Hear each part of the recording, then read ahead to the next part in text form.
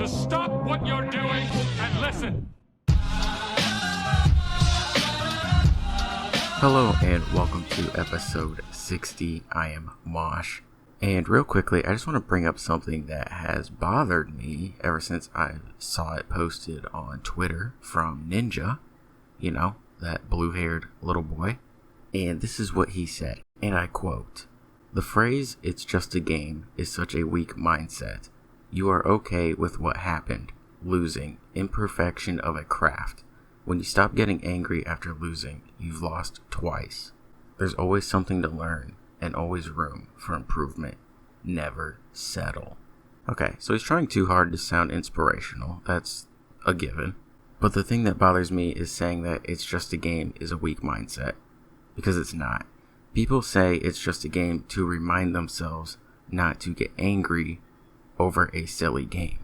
Not everyone plays games to be the best. Not everyone plays to be a pro. Some people, believe it or not, play games to have fun. Some people play games to escape reality. So no, saying it's just a game is not a weak mindset, and it's ridiculous if you think so. Getting angry over games is not healthy. And then he went on to say, oh, well, if LeBron and Tom Brady lose games, surely they're going to be mad over it. Yeah, for about 20 minutes. And then they remember that they're multi-millionaires. Not people sitting in their room getting angry over a game. There's a very big difference. This ninja dude is not smart at all. I don't understand why this tweet has 159,000 likes, 24,000 retweets. Just because you like someone on the internet doesn't mean every single thing they say is correct. Oh, Ninja posted something and I like him, so I gotta like it and I gotta retweet it because he must be right. He just knows everything. That blue-haired dye seeping into the head, killing brain cells. The dude doesn't even know how to slice bread. If you've never seen that video, search up Ninja cutting bread or whatever it is. He can't even cut bread. That's how stupid he is. So it's just a game? Well, guess what, Ninja? It's just bread. And then the next thing I want to bring up quickly is that I don't think the PS5 is being revealed this month. There's only a few days left and nothing has happened, so I'm never listening to the internet ever again. I've been burned one too many times, and the internet's just full of liars. So from now on, I'm doing the podcast without the internet. I'm going up north, I'm finding a campsite, getting a campfire going, and I'm just going to do it live with no internet. And if anyone wants to join me, you're more than welcome to. So sticking with PlayStation, they were supposed to appear at PAX East and they have pulled out. They gave an update and they said, today Sony Interactive Entertainment made the decision to cancel its participation at PAX East in Boston this year due to increasing concerns related to the coronavirus. We felt this was the safest option as the situation is changing daily. We are disappointed to cancel our participation in this event, but the health and safety of our global workforce is our highest concern. So they were going to show a new demo of The Last of Us Part 2. I think they're supposed to show more of Final Fantasy VII Remake, so that's not happening. Maybe they'll release them as like YouTube videos, but they obviously won't be at the convention. I saw some people saying that this was dumb. I don't know how this is dumb. The fact that a mega company like this actually cares about the health of their employees says a lot. Like, that's a good thing, because there are a lot of companies that don't care about their employees. They just want them to do their job and make money. So the fact that Sony is showing concern is a good thing. And to the people saying that this is dumb, I hope you get the coronavirus and then let me know if it's still dumb. And to anyone that's been to a convention or knows anyone that's been to a convention, especially the big ones like a PAX or a TwitchCon, you know that when people get back from them, they get sick. Sicknesses spread through conventions like crazy. But they didn't just pull out of PAX East, they also pulled out of GDC along with Facebook. I believe Kojima had people that were going to be there that will no longer be there, Square Enix and EA. And it's all for the same reason, the coronavirus. Just reading here, it says it follows a series of canceled or postponed video game events plus console manufacturing disruption caused by the outbreak. The virus has infected over 75,000 people so far, killing over 2,000. The majority of cases have been in China, with just over 1,000 cases reported in other countries. Facebook says that it is still planning to make announcements at GDC around its Oculus business, but will now do that via digital formats with video online QAs, and more. The firm says it is removing its booth footprint and advising all employees to refrain from traveling to the show. And then Sony's statement was the exact same as the one relating to PAX. Alright, so moving on over to Xbox, Microsoft has released new details about the Xbox Series X. So I'm going to read what Phil Spencer, head of Xbox, had to say. The future of gaming has never been more inspiring. Creativity in games is flourishing. New services empower you to discover more games and bring you closer to the games and creators and streamers you love.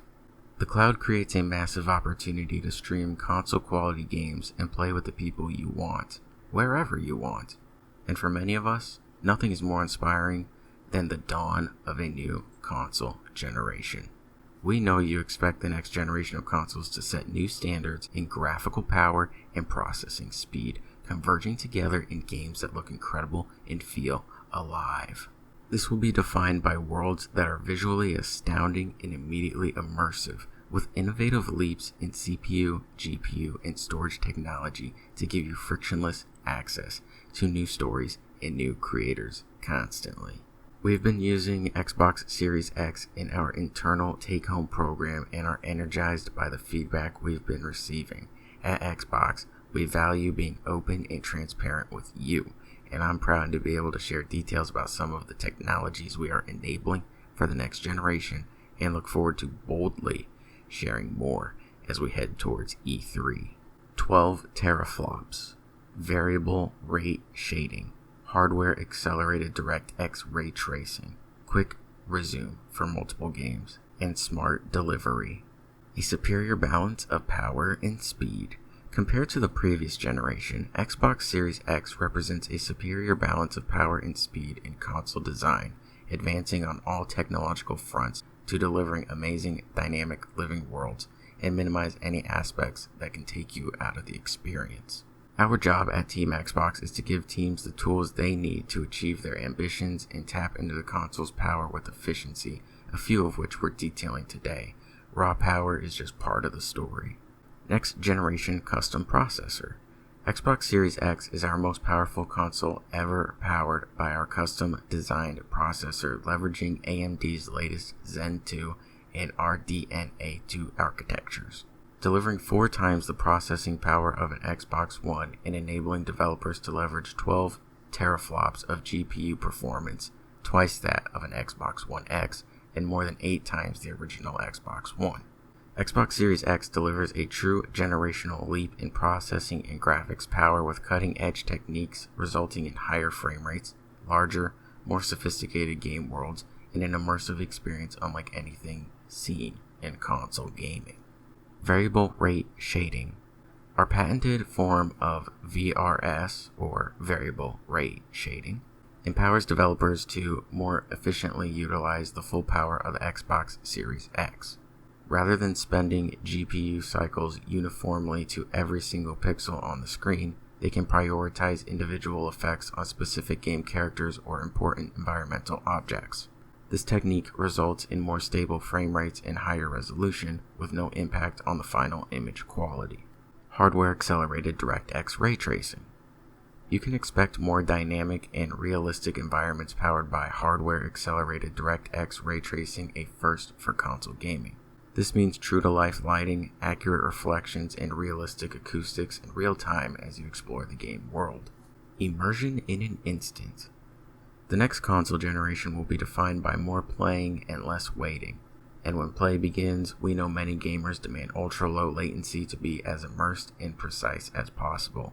To this end, the team analyzed every step between player and game, from controller to console display, and asked how we could make it faster.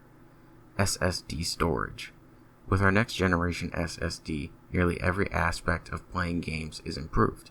Game worlds are larger, more dynamic, and load in a flash, and fast travel is just that, fast. Quick resume. The new quick resume feature lets you continue multiple games from a suspended state almost instantly, returning you to where you were and what you were doing without waiting through long loading screens. Dynamic latency input.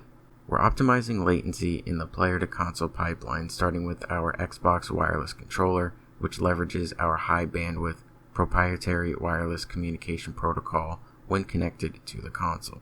With dynamic latency input, a new feature which synchronizes input immediately with what is displayed, controls are even more precise and responsive. HDMI 2.1 innovation.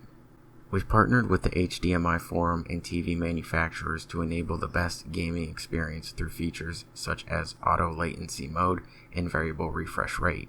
Auto low latency mode allows Xbox One and Xbox Series X to automatically set the connected display to its lowest latency mode. Variable refresh rate synchronizes the display's refresh rate to the game's frame rate, maintaining smooth visuals without tearing, ensuring minimal lag and the most responsive gaming experience. 120 FPS support. With support for up to 120 FPS, Xbox Series X allows developers to exceed standard 60 FPS output in favor of heightened realism or fast-paced action. The next generation of game compatibility. The benefits of the next console generation extend in every direction, bringing greater visual fidelity and improved loading speeds to your existing game legacy, in addition to new games. We're continuing our commitment to compatibility with Xbox Series X and investing in technology that makes game ownership easier across generations. 4 generations of gaming. Our commitment to compatibility means existing Xbox One games, including backward-compatible Xbox 360 and original Xbox games, look and play better than ever before. Your favorite games, including titles in Xbox Game Pass, benefit from steadier frame rates, faster load times, and improved resolution and visual fidelity, all with no developer work required. Your Xbox One gaming accessories also come forward with you. Smart delivery. This technology empowers you to buy a game once and know that whether you are playing it on Xbox One or Xbox Series X, you are getting the right version of that game on whatever Xbox you're playing on. We're making the commitment to use smart delivery on all our exclusive Xbox Game Studio titles, including Halo Infinite, ensuring you only have to purchase a title once in order to play the best available version for whichever Xbox console they choose to play on. This technology is available for all developers and publishers, and they can choose to use it for titles that will release on Xbox One first and come to Xbox Series X later. Xbox Game Pass. In addition to games from across 4 generations of consoles, our leading game subscription service Xbox Game Pass will continue to have our first-party games like Halo Infinite included at their launch. We look forward to millions of you experiencing the Xbox Game Pass portfolio and immersing yourselves in a deep library of high-quality games, playing those you love now and also discovering your next great adventure. A generation with players at the center.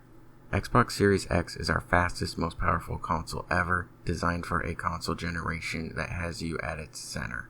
This means a high-fidelity gaming experience enclosed in a quiet and bold design with the ability to discover thousands of games across 4 generations, all with more playing and less waiting. Whether it's empowering amazing creators at our 15 Xbox game studios, fueling game discovery with Xbox Game Pass, or expanding what and where you can play with Project xCloud, Team Xbox stands for frictionless pathways between players and the best experiences our remarkable art form has to offer. Xbox Series X represents that same commitment for players who want immediate immersion in games that also look and feel better than ever. We can't wait to share more details about the new Xbox with you in the coming months. So that's all pretty cool stuff. Definitely gets you excited for what is to come. And the smart delivery is great, saying it doesn't matter which version of the game you get, you're getting the best version.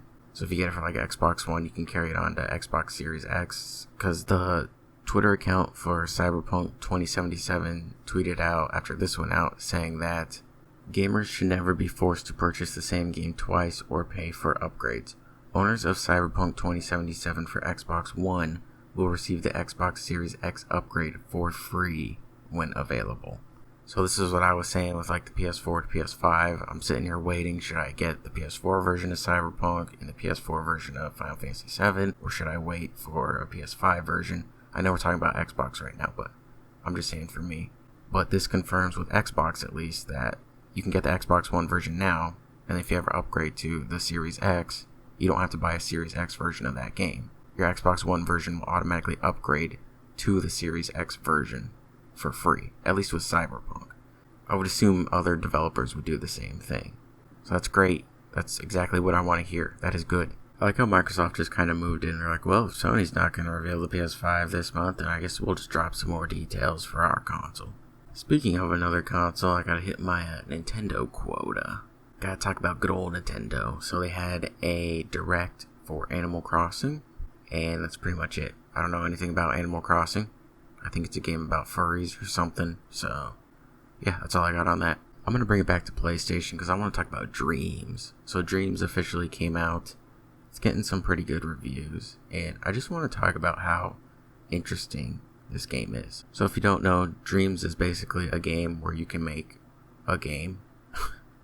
It's like an engine that you can use to make your own game and own levels and own characters and own story and everything. You can publish it online, other people can play it. It's from the same people that made Little Big Planet, so if you're familiar with that game, then you can kind of get an idea of what Dreams is, except it's way more in depth.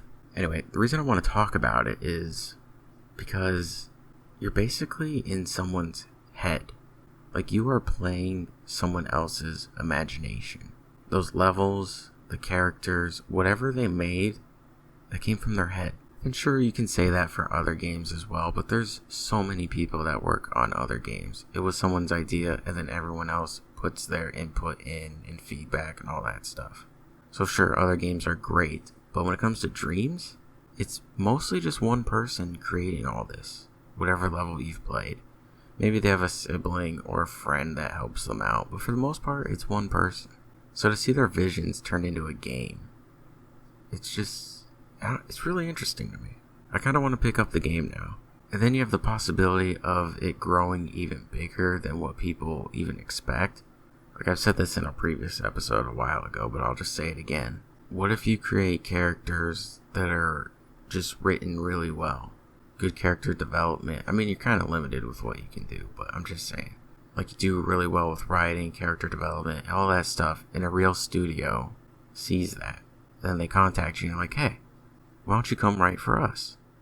And then bam, you're working for a video game studio. What if you make a game in Dreams and some other studio can see its potential and they contact you and they're like, hey, let's make this into an actual real game? What if you make something that's really good and you see someone else that makes something really good and someone else that makes something good, and you all start talking and maybe you collaborate on something, and then you start to take it really seriously and you start your own indie studio, and then bam, you make an amazing game. Obviously easier said than done. There's a lot more that goes into it than that, but I'm just saying, the possibilities are endless. Don't let your dreams be dreams. Anyway, that's going to be it for gaming this week, so moving on to music. You already know February 21st was a busy day. Current's new song, Word Alive, new album, Polaris, new album, Ozzy, new album. Whew. I listened to all of them back to back to back to back. Anyway, let's start with Currents. So, their new song is called Second Skin, and it is so good. This is the best song released so far this year. I know it's only February, but there's been a lot of good songs released, and this is hands down, no doubt about it, the best song to be released this year, this decade. It's a 10 out of 10 song. This is like the blueprint of what I want a song to be. A lot of bands I like are releasing albums this year, and this song might have just pushed Current's album to number 1. This might be my most anticipated album now because of this song. That's how good it is. And Brian's vocals have gotten better. Like, his scream, I mean, jeez. The dude can scream his balls off, and his singing has gotten better. The chorus is fantastic, and you don't even hear the chorus that much. You hear it 3 times in the song. After the first time you hear it, you're like, cool, I want to hear that again. But they don't give it to you right away. You have to wait 1 minute and 18 seconds before you hear it again. So this is the second single released from this album, which hasn't been announced yet. Actually, someone asked Sharp Tone Records in the comments when it's coming out, and they actually replied and said summer, which, shout out to Sharp Tone. They're one of the best labels in the business right now. Just the fact that they even responded and said that is big, because most labels won't do that. They didn't give an actual date, but just a time frame alone is nice. So I'm not sitting here in the springtime saying, when's the new Currents coming out? It's coming out in the summer. So look forward to that in the summertime. But anyway, the first song was Poverty of Self, and then Second Skin is the second song, and there is a connection between the two. At the end of the video for Second Skin, it says the end is drawing near in text, and then in the song Poverty of Self, in the lyrics, he says the end is drawing near. In the Second Skin video, there's a lot of like tornadoes, hurricanes, just natural disaster weather, rain, wind, all that stuff. And then on the artwork, it's the kind of like an aerial view of a hurricane, like looking down at the eye of the storm or whatever. And then in the Poverty of Self video, near the end, you see storm clouds coming in, and then the aerial view again in the eye of the storm, and then in the woman's eye you see it as well. So you have the connection of the end is drawing near, which is probably the name of the album, maybe not. And then the visually there's the connection, so that might be the theme and the name of the album, if I had to guess. Anyway, enough rambling. I'm really excited. The song's really good. Alright, so let's move on to The Word Alive and their new album, Monomania. What did the Arizona Boys -1 deliver us this time? They delivered a 7 out of 10 album, okay? It's pretty good. I found some of the songs kind of started to sound the same, which is when I start to lose interest. I like when songs kind of have their own personality. They kind of separate themselves from each other, and when songs kind of start blending together, you lose me on that. So a few of these songs kind of sound the same, which is unfortunate. I don't know where this album is supposed to sound different from anything they've done. It sounds just like them, so I don't know. But it's still a good album. And then the song KF stands for Kyle Forever, and that is a tribute to one of the vocalists of We Came as Romans who passed away. So yeah, it's like I said, 7 out of 10. Not their best album. And then we had Polaris' new album, The Death of Me. I'd give this one a 7.5 out of 10. Pretty good stuff. The first half of this album is really good. There's 10 songs. The first 5 are fantastic. And then the last 5, he kind of started to lose me a little bit. Around tracks 7, 8, and 9. But it ends really strong. So, again, 7.5 I think is a pretty good rating, because the good songs on here are really good. My biggest issue is a lack of vocal variety. The screaming that the vocalist does, he just kind of stays in his lane, doesn't really, branch out too much, which I know he's capable of doing, because I've heard him do it live. But I just wish they would do that on an album. Same thing happened last year with After the Burial. Like, all the screaming just sounds the same without any sort of variety. So I would just give me a little bit more. I mean, there is singing on here too. Is it the bassist or the guitar? I don't remember. But one of the other dudes in the band sings. So there's that to break things up. But as far as the screaming goes, I wish there was a little bit more going on. I'm not giving full reviews of these albums because it's just too much. If only like one album came out at a time, cool. But dropping 3 on one day, like, my brain's already melted. So, and I couldn't even focus on anything else because the current song was just too good. Out of anything I listened to this weekend, it's just been the current song. I've had that thing on repeat since it came out. And then we had Ozzy Osbourne's new album, Ordinary Man. I am not giving this a rating. I'll just leave it at that, really. It's good. Like, it's not bad, but some of the song, like, there's a song called Eat Me. Sure. And then the very last song was his collaboration with Post Malone, which I believe was on Post Malone's album. And the second to last song is another collaboration with Post Malone called It's a Raid, and that's just kind of a weird song that doesn't really fit. So, I don't know. I think that probably would have been better as a one-off single. If you like Ozzy, you might like the album. If you don't like him, then maybe just skip it. I do think the title track, Ordinary Man, featuring Elton John, is very good, though. That is a very good song. And with that, I think it's time to move on to the weekly pick of the week, which is going to be the new Currents song. It's too good not to give it the spotlight this week. I have to do it. Link in the description. Currents, Second Skin. And when I say links in the description, I'm talking about the YouTube video, which is the main part of the podcast. I'm not talking about the other services, Apple, Spotify, none of those, because the site that I upload this through for those services automatically uploads it to those sites. So the formatting is different on each site. So I could lay it out one way and it'll look fine on one of the sites, but on the other site it'll look bad. It'll be like a giant cluster and just gross. So that's why I don't put links on those. It's only for the YouTube side of this. Alright, on to the weird story of the week. I had a really good one, and I was like, you know what? By the time it's time to record this episode, I'll totally remember it. Guess what? I forgot. So I'm going back to Florida. Florida never fails. 2 Gainesville women were arrested Saturday afternoon after police said they broke into the home of an acquaintance and vandalized the bedroom using duct tape and animal feces. Police said Nikki Rowena Sismanidis, 18, and Jasmine Marie Suarez, 19, allegedly broke into the home of a common friend.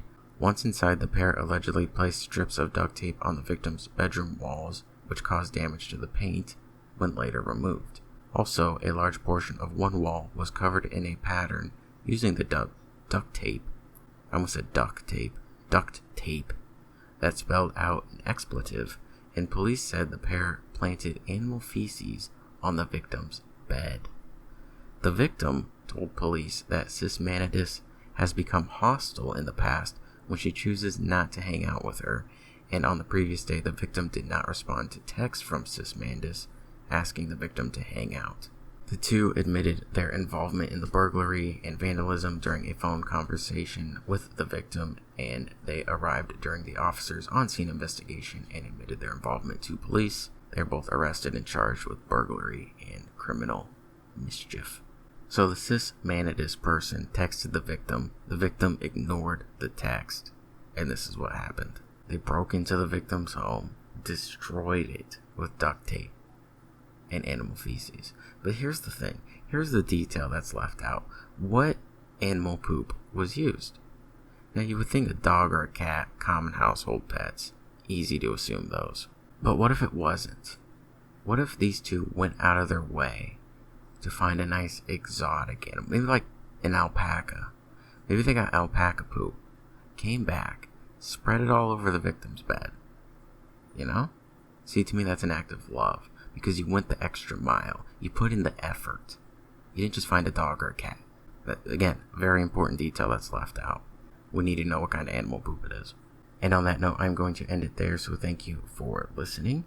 As always, you can listen on Apple, Spotify, TuneIn, and Stitcher. Links in the description. Links to other things in the description as well. The Weekly Pick, Twitter, Twitch, Discord, all that good stuff. And I will talk to you guys next week. Later.